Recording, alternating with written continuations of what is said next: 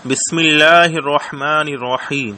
حدثنا موسى بن إسماعيل قال حدثنا أبو عوانة قال حدثنا موسى بن أبي عائشة قال حدثنا سعيد بن جبير عن ابن عباس في قوله تعالى لا تحرك به لسانك لتعجل به قال كان رسول الله صلى الله تعالى عليه وسلم يحركهما وقال سعيد أنا أحركهما كما رأيت ابن عباس يحركهما فحرك شفتيه فأنزل الله تعالى لا تحرك به لسانك لتعجل به إن علينا جمعه وقرآنه قال جمعه لك في صدرك وتقرأه فإذا قرآنه فاتبع قرآنه قال فاستمع له وأنصت ثم إن علينا بيانه ثم إن علينا أن تقرأه فكان رسول الله صلى الله تعالى عليه وسلم بعد ذلك إذا أتاه جبريل استمع فإذا انطلق جبريل قرأه النبي صلی اللہ علیہ وسلم کما قرأه. عزیز بچوں، اس حدیث میں قرآن پاک کی عربی کے بھی نمونے ہیں اور رسول اللہ کے عربی کے بھی نمونے ہیں اور کچھ صحابہ کی عربی کے بھی نمونے ہیں. تین نمونے یہاں پر جمع ہو گئے. ہم پہلے اس کا خلاصہ بیان کر دیں پھر اس کا ترجمہ کرتے ہیں. خلاصہ اس کا یہ ہے کہ جب جبرائیل امین علیہ الصلوۃ والسلام اللہ کا کلام قرآن لے کر آتے اور پڑھنا شروع کرتے تو رسول اللہ کو بڑا اچھا لگتا ان کا پڑھنا. تو آپ چاہتے تھے کہ انہی کے ساتھ آپ بھی پڑھیں، تو انہی کے ساتھ ساتھ آپ بھی پڑھنا شروع کر دیتے تھے. تو اس کی وجہ سے آپ ذرا سختی میں پڑ جاتے، تو کیونکہ پھر اس کو پڑھنا بھی تھا، سمجھنا بھی تھا، یاد بھی کرنا تھا. تو یاد تو ہوتا تھا مگر ساتھ ساتھ پڑھنے میں شدت محسوس ہوتی تھی. اس لیے اللہ تعالیٰ نے فرمایا کہ محبوب پیارے رسول اس سختی میں پڑھنے کی کوئی ضرورت نہیں ہے. یہ جبریل جب پڑھتے ہیں تو آپ غور سے سنیے اور چپ رہیے، اور ہم آپ کے سینے میں اس پورے قرآن کو محفوظ کر دیں گے، یہ ہمارا ذمہ.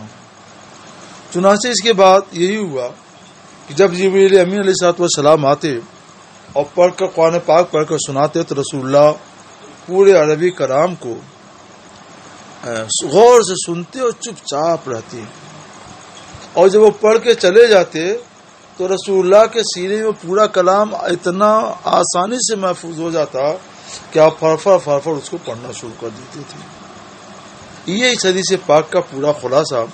مگر اس میں نمونے قرآن کی عربی کے بھی ہیں، حدیث کی عربی کے بھی ہیں، صحابہ کی عربی کے بھی ہیں. اب ترجمہ کیجیے.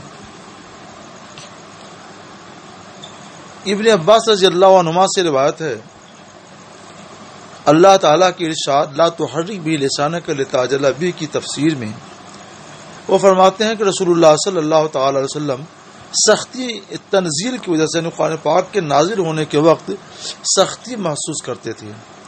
یہ کیوں سختی محسوس کرتے تھے؟ اس کی دو وجہ ہو سکتی ہے. ایک تو وحی کی شدت کی وجہ سے جیسا کہ میں نے بتایا، اور دوسری اس وجہ سے کہ کانا مما یحرک شفتیہ، اور اس وجہ سے بھی کہ آپ دونوں ہونٹوں کو ہلایا کرتے تھے، یعنی جلدی جلدی آپ بھی پڑھتے تھے.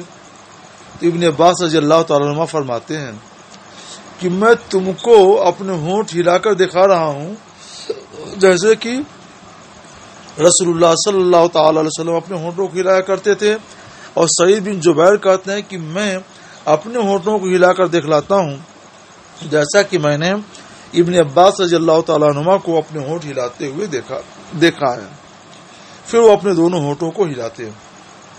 تو اللہ تعالیٰ نے اپنا یہ کلام نازل فرمایا لا تحرک بھی لسانک، اے محبوب رسول آپ اپنی زبان کو مت ہلائیے تاکہ قرآن کے حفظ میں آپ جلدی کریں.